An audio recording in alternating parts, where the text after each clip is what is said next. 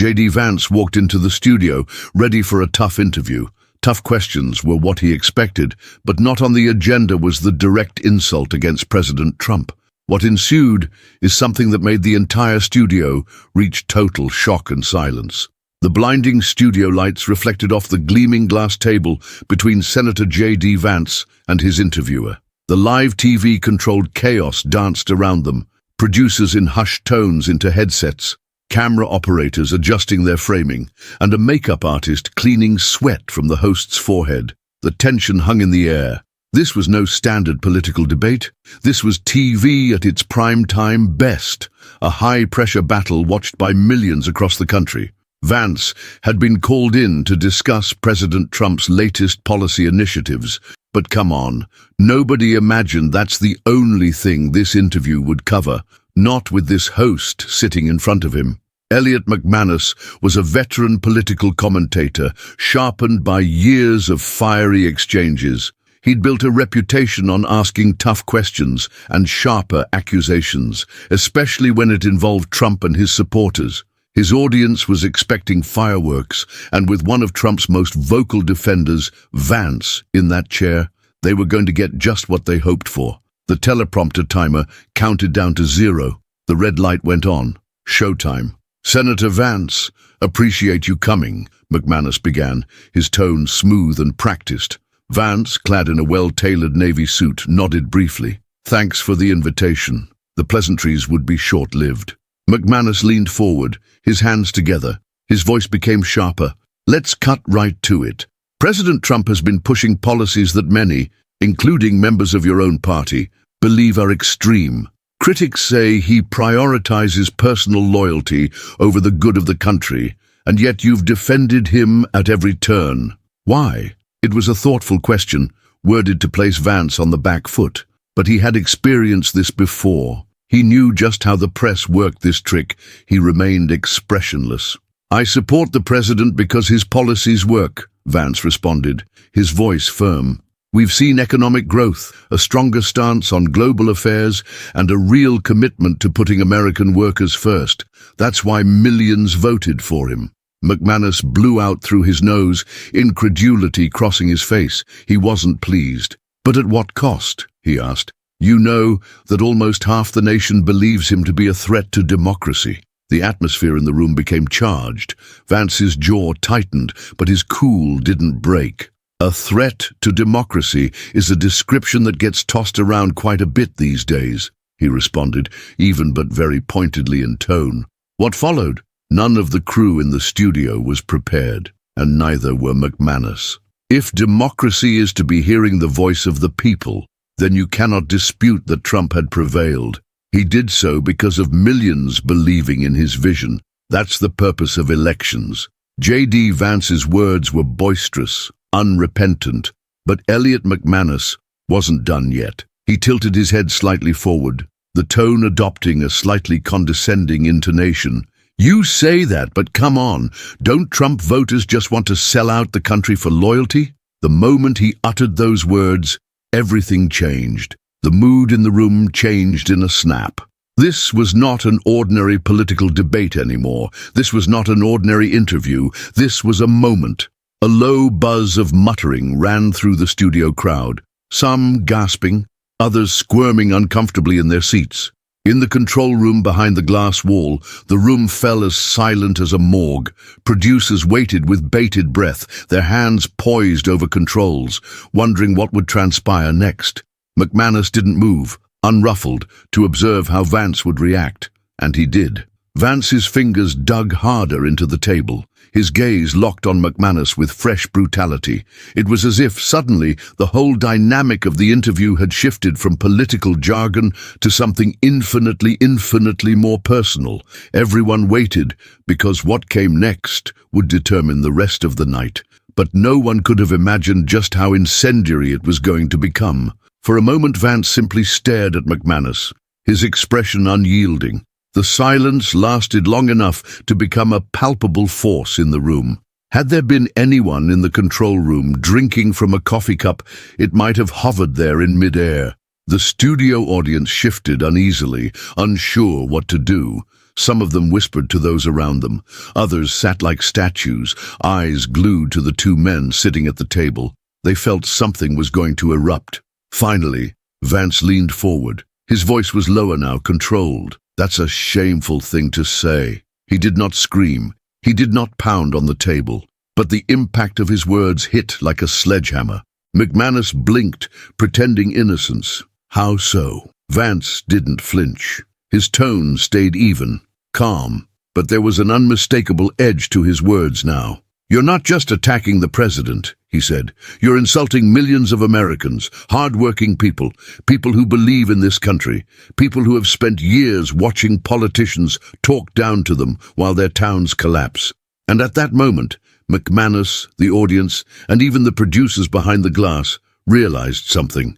This was no longer an interview about politics.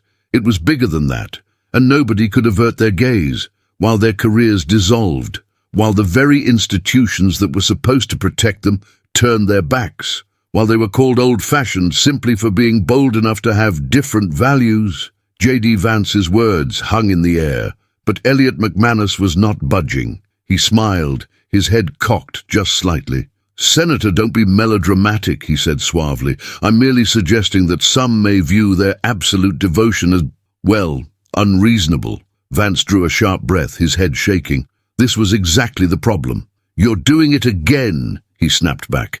"You don't debate policy. You don't ask questions in good faith. You mock, you dismiss, you treat as stupid or threatening anyone who disagrees with you." A few scattered claps came from the audience. McManus raised a hand, half smiling. "Okay, let's keep this going." Vance's voice cut through the studio, rising just a note. "Because this is why Americans don't trust the media anymore. You sit here in your fancy studio, talking down to half the nation like they're a problem to be solved, and not actual people with actual issues." The tension was unbearable now. Behind the glass, the producers exchanged uneasy glances. The cameraman's grip on his rig tightened. This was no longer a straightforward interview. It was turning into something much bigger. McManus attempted to chuckle, but it came across as forced. "Senator, this is a discussion, not a campaign stump speech." But Vance wasn't going to let him get away. "Then let's discuss something real." He leaned in a bit. "Like why people are tired of being insulted on national TV just for voting differently than you'd prefer them to." The audience actually reacted this time. Claps, murmurs, even some low boos, and they weren't aimed at Vance. McManus bristled, smoothing the papers on his desk, clearly angry now. "Okay, let's take a step back." But there was no backing down. For what had started as a contentious conversation was careening wildly out of control into something infinitely more powerful. The moment was slipping away, McManus losing the focus of his own interview. He breathed heavily, scrounging through his papers, grasping for a way out. But his carefully well-crafted questions now sounded feeble. Vance, however, never more intense, never more engaged. He was no longer merely giving answers. He was standing his ground, speaking over McManus to the millions who were watching in their living rooms. And at that moment, it was clear. This interview would not be forgotten for the questions asked by McManus. It would be remembered for the answers of Vance. JD Vance knew exactly who he was speaking to, not just the host, not just the audience in the studio, but the millions at home, the ones who would relate to this moment. Elliot McManus barely glanced up from his notes, forcing a strained smile that never reached his eyes. "Senator, I think we're getting off track. This was going to be a policy discussion, and we're not getting off track." Vance cut him off, resolute. "This is the path. This is the matter." His voice didn't waver. "You don't invite conservatives on this show to have an honest discussion. You invite them here to catch them, to bait them into quotes you can use against them later. And when that doesn't work, you insult them." He was quiet, his eyes fixed on McManus. "You just called tens of millions of Americans brainwashed. Do you really think that's journalism?" For the first time, McManus faltered. His jaw clenched just barely, but Vance caught on. "I didn't call anybody brainwashed," McManus said carefully. "I made an observation." Vance nodded slowly, his face uninterpretable. Observation, yes. And do you make those same observations about the individuals on your side, the ones who hold on to every word from this network, the ones who swallow every tale you sell without hesitation? Or is blind loyalty only an issue when it comes to conservatives? The shift in the room was real. McManus, normally in control, was on the back foot. He tried to regain ground. Senator, the distinction is, this isn't networks or narratives. This is facts. And the fact is, many Americans think Trump's rhetoric is hazardous. Do you dispute that? Vance did not blink. I don't dispute that some individuals think that. But here's another fact. You and the media have spent years instructing them to think it. You push that message day after day, convincing people that the man they didn't vote for is an existential threat to the country. And then, when his supporters push back, when they won't let you define them, you pretend you don't know. McManus snorted. Senator, no one's defining anyone. Vance leaned forward, unflinching. You just did, 5 minutes ago.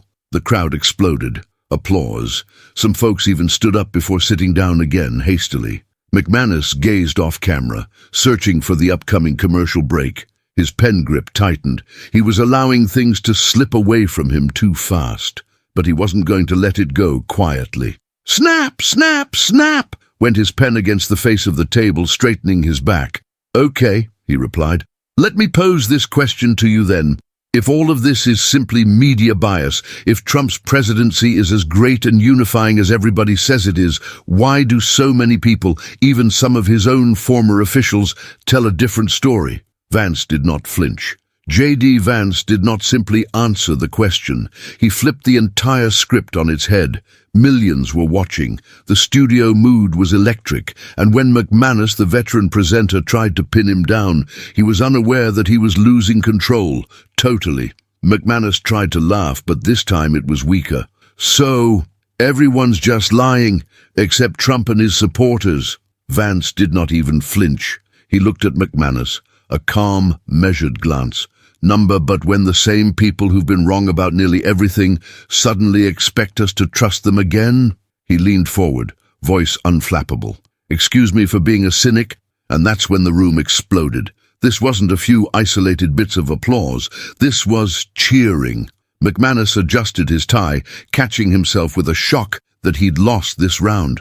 But what he didn't realize, what no one in that studio fully realized yet, was that something much, much bigger was already underway outside those walls. In the control room, the producers recognized they had something. They'd witnessed viral moments before. But this was different. McManus had lost the script, and the tension in the studio revealed. JD Vance had done something almost unprecedented in primetime interviews. He had turned the tables on the host. What was originally intended to be a scripted, controlled debate had become a wholesale reckoning, and beyond that studio, the internet had already begun its reign. The second the clip landed on social media, it took off like a wildfire. In minutes, Twitter was awash with responses. The video was everywhere, clipped, edited, captioned, shared. Conservative commentators labeled it a masterclass in handling media bias. Liberal commentators rushed to McManus's defense, stating Vance had dodged fair questions. But here's the thing, it didn't matter what the commentators were saying. What mattered was what the viewers watching at home were thinking, the ones who had been belittled, mocked, or silenced for years. And for them, Vance had just said what they had all been waiting to hear. Finally, someone said it. One commenter posted, "He just annihilated McManus." Another replied, "This is why nobody believes the media anymore." The video shot to the top of the trending list. Within an hour, the memes started rolling out. Vance's serious, unblinking stare, photoshopped onto action movie posters, with captions like, "The man who didn't blink. Say that again, I dare you." Even the mainstream networks couldn't resist covering it. Some tried to downplay it, calling it an unfortunate exchange. Others spun it as proof of growing political polarization. But whatever they spun it, one thing was sure. The moment had resonated, and then, just when things could not possibly get any more out of hand, something happened that escalated it to a whole new level. because now the network itself had no choice but to respond. Inside the newsroom, there was tension. Executives huddled in secret, viewing tape, reading the criticism, and scrambling to limit the damage. McManus's interview had been planned to generate controversy. But this had grown far bigger than they could have ever dreamed of, and now there was no stopping it. But not like this. There were already complaints coming in, from high-profile figures, some furious, others very concerned. This was no longer a terrible interview, it was a crisis. Advertisers were calling. They hadn't pulled sponsorships yet, but the pressure was on. And worst of all, the clip had attracted more attention than the interview had. This was not just about JD Vance. This was about trust, about bias, about the growing impression that mainstream media was no longer a fair umpire in politics. The network needed to act fast. By noon, they had drafted an official statement. Last night's interview with Senator JD Vance and Elliot McManus provoked an important and, at times, passionate debate. We uphold our journalistic standards, but we understand that some of you felt that elements of the debate were not dealt with in a balance and objectivity to which our platform must hold itself responsible. We uphold our commitment to open and civil discourse between political perspectives. It was a non-apology, politely worded, fuzzy enough to appease critics without throwing McManus to the wolves. But no one was buying it. The network's tweet was soon flooded with withering responses. So you admit it was biased, but you're not really sorry. Just own up to not being prepared for Vance to come back at you and be done with it. You only admit it because you got caught. And while McManus had been completely mum, no tweets, no follow-ups, nothing, Vance was doing the reverse. He rode the moment hard. Within 24 hours, he was everywhere, grinning on multiple conservative talk shows. All the hosts wanted to discuss the moment, and Vance, he was all too happy to keep talking. If the media is so sure they're neutral, why do they freak out every time somebody criticizes them? He asked at one point. The host nodded. They don't like it when the roles are reversed. Vance smirked. Exactly, and I'm not the only one who sees it. That's why this moment resonated. It's bigger than me. People are tired of being told they're the problem just for thinking differently. The message hit home. The interview, rather than being a gaffe, had turned into a turning point, a viral demonstration of resilience in the face of media aggression. But inside the network, they weren't done with damage control. And now, everybody was waiting for Elliot McManus to say something. His reputation had been badly battered. Executives huddled behind closed doors debating what to do next. They had to regain control of the story. McManus was in a dilemma, colossal pressure to react to the backlash. But the question was, would he really own up, or was he going to dig himself in deeper? Elliot McManus sat stiffly in his seat. Studio lights burned down upon him. He wasn't the interviewer this time. He was the one questioning. He was not used to this. He controlled the dialogue for years. He wrote narratives. He drove the tone. Not tonight. Tonight, he had lost the narrative, and there was no way he could take it back. The teleprompter crawled. McManus took a breath. As most of you know, yesterday's interview with Senator JD Vance has stirred up a lot of heated debate. His tone was measured, guarded. I'd like to take a moment to reflect on that conversation and acknowledge the strong feelings it's brought out. And then, suddenly, the entire nation was watching. Would he admit the bias, or would he dig in? His listeners were waiting, some for an apology, others for a defense. McManus did take a breath. It is never my desire to alienate viewers or disrespect anyone's political views. I apologize that some felt my words were dismissive or unfair. I remain committed to tough but fair journalism, and I will continue to ask the tough questions. A finely tuned statement. No apology at all. No admission of bias. Just enough for the network to refer to when they were asked if they had responded. But in the studio, no one was buying it. The response was instantaneous. On social media, conservatives ridiculed the statement. Translation: I'm sorry you noticed my bias. This isn't accountability, it's damage control. Even those who weren't Vance supporters weren't fooled. This wasn't about taking responsibility. This was about sweeping it under the carpet. And it backfired. The segment had hardly aired when it was clipped, reposted and dissected. Within hours, the narrative changed again, this time to McManus himself. Was his credibility irreparably damaged? Meanwhile, JD Vance's momentum just kept rolling. This wasn't dying. It was growing. His inbox overflowed with interview requests. His social media following blew up, but more importantly, the debate wouldn't die, because this wasn't just about a hot TV argument. This was about something more. People were tired of being talked down to, tired of being labeled, dismissed and ridiculed. Vance had spoken to that anger, and whether or not people agreed with him, the argument wasn't going away, because this moment had taken on a metaphorical life of its own. And the question now wasn't who JD Vance or Elliot McManus was. It was bigger than that. Days passed, but the firestorm from that interview wouldn't die down. Every large news outlet covered it. Some attacked it, some praised it, but all saw a truth. This moment struck a nerve. McManus, once an unshakable presence in political reporting, now bore a mark that wouldn't be erased. He wasn't another host anymore. He was the guy who lost control of his own show. And within the network, executives were on edge.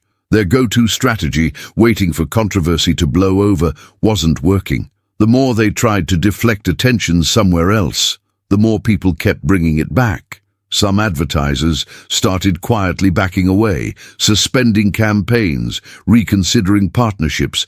The network wasn't in complete crisis. Not yet, but warning signs were flashing. And while McManus scrambled, Vance flourished. He wasn't just a special guest on a late-night show any longer. He was a political power. His following increased exponentially. His voice rang out louder than ever before.